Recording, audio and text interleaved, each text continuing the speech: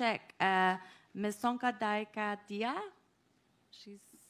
Where is she? We got her? Okay, great. Sorry, I hadn't seen you check in, so we were just double checking. She's the director of the Dakar Hub of Natural Justice. Please join me in welcoming her to the podium.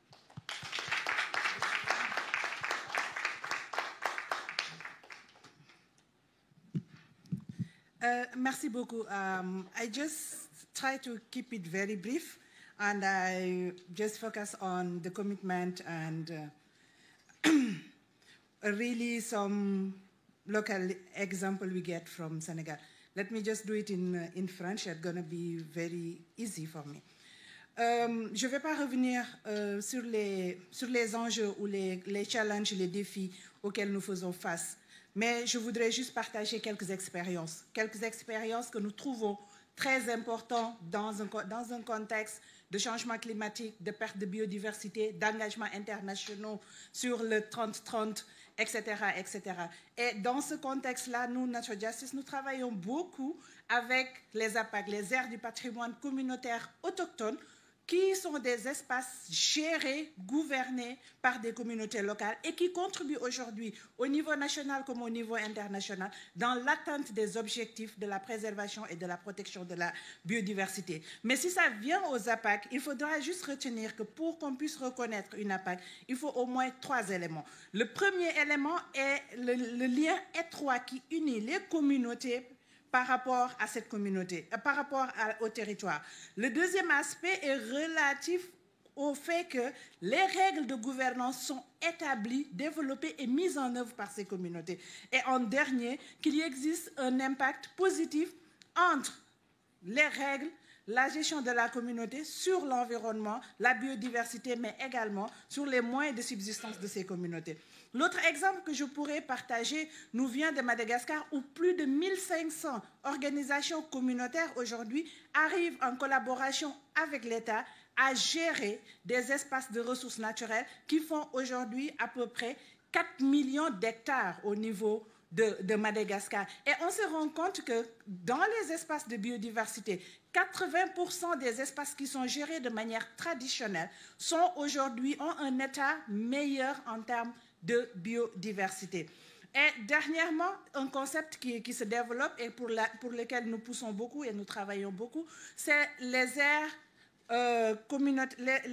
marines protégées communautaires. Avant, c'était des aires marines qui étaient gérées exclusivement par les États. Aujourd'hui, nous arrivons avec les communautés, les États et les gouvernements à inclure les communautés et à développer ce concept qui met au centre le rôle des communautés avec un conservateur, un comité de gestion qui est coordonné essentiellement par les communautés. Et en tant que Natural Justice et organisation basée sur le droit de l'environnement, les droits humains, nous continuons à travailler à pousser cette approche-là à travers des axes stratégiques. L'un de nos axes stratégiques qui est important aujourd'hui, c'est le plaidoyer que nous faisons pour l'adoption et la mise en œuvre de lois qui tiennent compte des réalités et des besoins des communautés. Et ça nous a permis d'influencer la loi sur la biodiversité, la reconnaissance des APAC dans la législation nationale au Sénégal, mais le code de l'environnement, la loi climatique, etc., etc.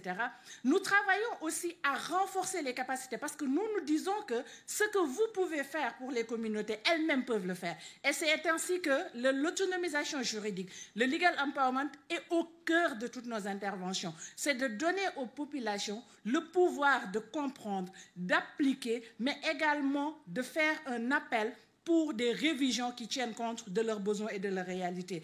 Enfin, en tant qu'organisation, bien sûr, de droit et de juristes, nous allons devant les cours avec les communautés, sur mandat des communautés. Nous faisons beaucoup de contentieux, que ce soit sur le foncier, que ce soit sur les projets pétrogaziers, mais nous mettons en avant les communautés. Et à travers ce contentieux, nous avons aussi le contentieux stratégique qui nous permet de renforcer les capacités des communautés sur la base des cas qui sont devant les juridictions. Et lastly, et ce qui est très important, c'est les initiatives que nous avons mises en place au niveau africain, dont le plus important dans ce contexte reste l'initiative africaine des défenseurs environnementaux, qui est une initiative qui nous permet aujourd'hui de mettre en place un fonds d'urgence pour prendre en charge les défenseurs qui sont menacés, qui sont arrêtés, et pour les relocaliser, recruter des avocats pour eux, etc. etc. Et la dernière initiative, c'est le LK, le Environment Lawyers Collective for Africa, qui nous permet de mettre en commun les chercheurs, les universitaires, les magistrats, les avocats, mais également les juristes des organisations de la société civile que nous sommes.